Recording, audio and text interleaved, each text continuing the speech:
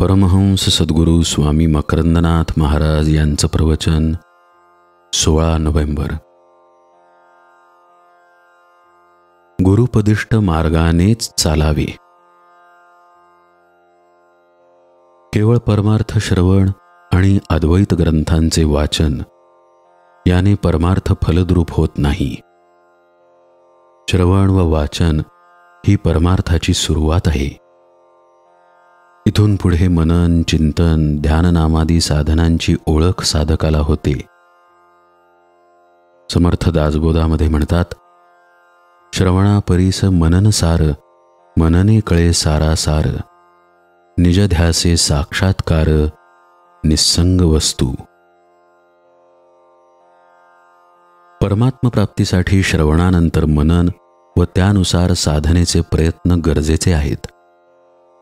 फक्त ऐकून आणि वाचन करून बोध प्राप्त होत असता तर भगवद्गीतेसारख्या ग्रंथानंतर अनेक संप्रदाय आणि त्यानुसार साधना सांगणारे अनेक सद्गुरू निर्माण होण्याचे कोणतेही कारण नव्हते.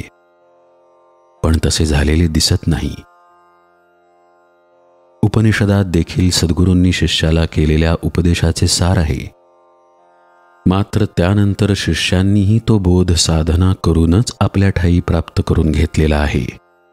म्हणून सद्गुरूंकडून श्रवण करावे, त्याचे मनन चिंतन करावे आणि साधनाही करावी. खूप श्रवण केले, भरपूर वाचन केले, ग्रंथांची पारायणे केली आणि मननच नाही घडले, चिंतनच नाही घडले, तर त्याचा आध्यात्मिक उन्नतीसाठी म्हणावा तेवढा उपयोग होत नाही. मनन चिंतन घडले की नाही हे साधकाच्या आचरणातून कळते. जाणकार बरोबर ओळखतात. स्वामी माधवनाथ म्हणत असत, फेस इज एन इंडेक्स. चेहऱ्यावरून समजते की अंतःकरणात काय चिंतन चालू आहे, साधना करतो की नाही, समाधान किती आहे. असे श्रवण चिंतन चालू असताना साधकाने सांभाळायचे आणखी एक महत्त्वाचे पथ्य म्हणजे त्याने एकाच साधन मार्गाचा अवलंब करून त्याच मार्गाने वर्षानुवर्षे चालावे. रामकृष्ण परमहंस म्हणत असत, एका ठिकाणी 50 फूट खणत गेल्याने पाणी लागेल, 10 ठिकाणी 5-5 फूट खणून त्याचा पाणी लागण्यासाठी काहीच उपयोग होणार नाही.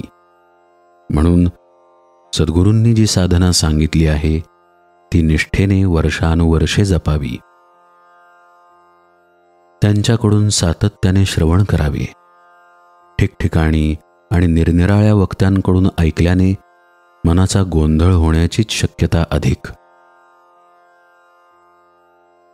सर्व संप्रदाय, सर्व साधना मार्ग खरे आहेत आणि चांगलेही आहेत. सगळे संत उत्तमच आहेत. पण एक लक्षात ठेवा, सर्वच मातांचे मातृत्व आदरणीय असले तरी शेवटी आपली आईच आपल्याकरिता खरी वात्सल्य सिंधू असते. कुणी संत नाम महात्म्य सांगतात तर कुणी ध्यानाची साधना सांगतात. वेगवेगळे संप्रदाय ज्या साधना सांगतात त्या सांगण्याच्या पद्धतीतही थोडा फरक असतो. सुरुवातीला साधकाची बुद्धी निश्चयात्मक नसल्यामुळे एका पठडीतील श्रवण न झाल्यास त्याचा गोंधळ होतो. खूप ठिकाणी श्रवण केल्याने अनेक प्रकारचे ग्रंथ वाचून संभ्रम होतो.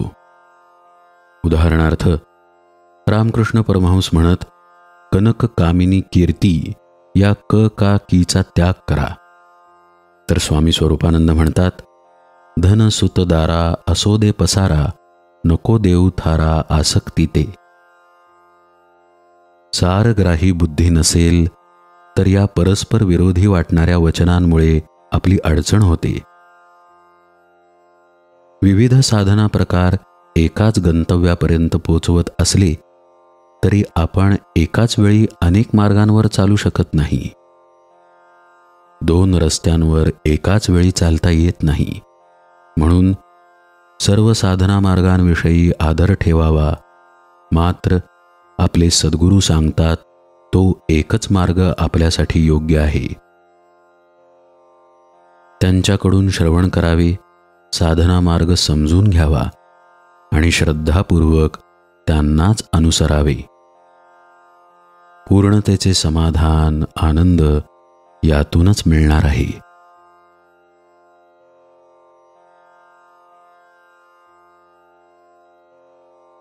परमहंस सद्गुरु स्वामी माधवनाथ महाराज की जय.